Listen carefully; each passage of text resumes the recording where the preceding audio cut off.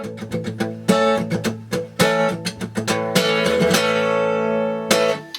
there and welcome to GuitarControl.com. My name is Robert and I am here today to show you how to play 24 chords in less than 2 minutes. So, on all seriousness, it is going to happen.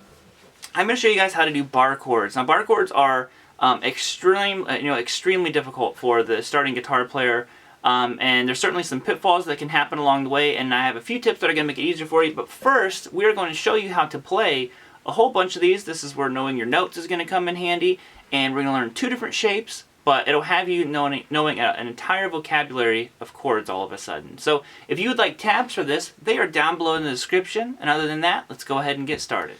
Okay, so what was I talking about? How am I going to show you 24 chords in less than 2 minutes? Well, it'll probably be way less than that. We're going to learn 2 shapes of chords. So what we're going to do is we're actually going to start here, and we're going to do an A. Now, what I would recommend knowing is know your notes on at least your low E strings. So, E, F, F sharp, G, G sharp, A sharp, B, all the way through those. And this will help, tremendously. So what we're going to do is we're going to do an A major bar chord. Now, I'm just going to show you this stuff right now. And if you already know how to do bar chords, then you can just kind of whiz right through this. And then after this first initial part, I'm going to show you guys exactly how to play these bar chords. So we're going to do an A major. So basically what I'm doing is I bar the 5th fret from the low E string down to the high E. And I take my ring finger and it goes to 7th fret on the A. My pinky goes 7th fret on the D. And my middle finger goes 6th fret on the G. So that is an A major bar chord. Now I know it's tough because we got to push all those strings down with our pointer finger. And barring the strings is never easy. But that's an A major bar chord. Now what's cool about this, once you have this shape down, wherever you move it, it's a major bar chord. So if you move it, say you want to do a G, this is where knowing your notes. So this top note here is an A. Move this to a G note. You just played G major. Move it to an F. You just played F major. Move it up to a D. You just played D major, C, B, A. That's why it's so easy to move that around. So that is our major chord shape. Now the other shape that I want to do is actually even easier. So we're going to do a minor chord now. So to reiterate for a second, you could do this on all your frets open.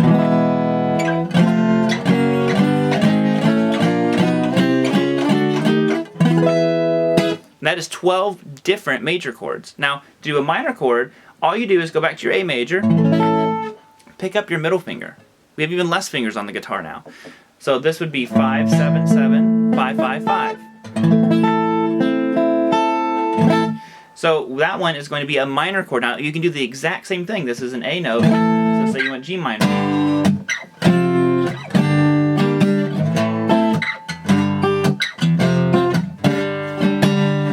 You could do the same thing on all 12 notes, and you would have 12 different minor chords. Okay, so let's break this down a little bit further, because there are a few things that come into play into bar chords. And one thing that I've found through teaching throughout the years is your hand size actually is a little bit important in this one. And I'll explain why. When you bar the strings, sometimes, and it's just like sheer, luck of the draw basically, the strings will land right in the joints of your fingers, which kind of you need to make sure you adjust. If that's happening, you might end up with some dead notes. So you want to make sure that all your notes are real clear. Here you can hear all the notes. For some people, like I said, just the length of their finger happens to hit where the joints there. So what you want to do is, unfortunately, you have to kind of bring your finger up past the top of the fret a little bit. It'll still work. So when I do that, that actually puts my fingers on that joint. Now the other thing you really want to watch out is try to have your finger straight as possible. I know when I was first learning bar chords, my finger was pretty angled, and that's a very common thing. That's nothing to be afraid of. It happens, and it's all about building up your strength in barring. Now with bar chords, you really need to watch out because you can actually hurt your hand by doing these because they require quite a bit of effort, especially if we're doing on acoustic, got medium gauge strings on it. It's not the easiest thing in the world to push these strings down. So make sure that your hands are real nice and warmed up and stretched out before you try doing these. Otherwise you could end up hurting your wrist. So as far as like pushing the strings down, like I said, with the major chord we have to use all 4 fingers, which can be a little bit tough. So our thumb placement is actually extremely important in getting this chord to sound out. So when I play this, my thumb is actually right here. You kind of see it? See it? It's in line with my index finger. And what that is you want this like pinching motion to be happening. So it's not that far off from how we normally would play the guitar.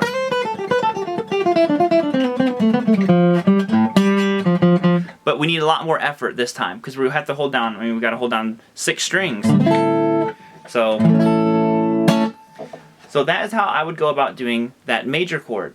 And then, like I said, a huge part of it is knowing your notes, to be able to move around.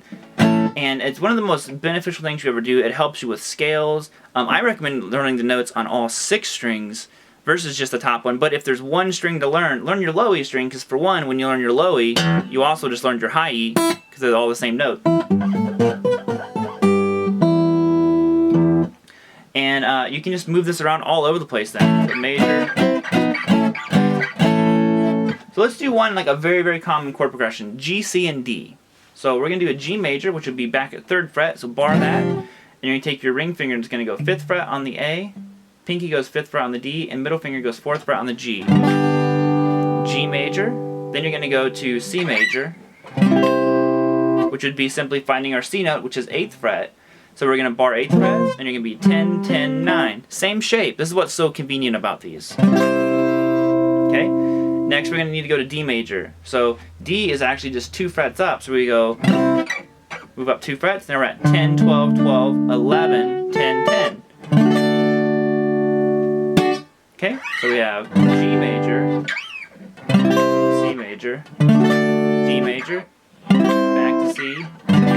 Now you might be asking, why would you want to do that? You might not want to do that on this one, because you know the normal G, C, and D is pretty convenient where they're all placed. But like I said, if there's 2 guitars, you might want to have one guitar player playing one thing and the other playing the other. And they do sound a little bit different. So G major bar chord, G major open. The open has way more open strings in it, just like the title says. And this is kind of like a little more high-pitched sound.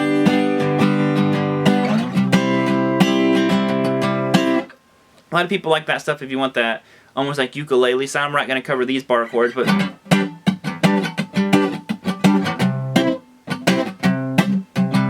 you know, there's a lot of different vibes you can kind of pull out of that style. Alrighty, that'll do it for us here today. Thank you all so much for tuning in. I hope you enjoyed those. Like I said, bar chords are extremely, you know, effective, efficient. If you're playing in a band, you know, you can use them.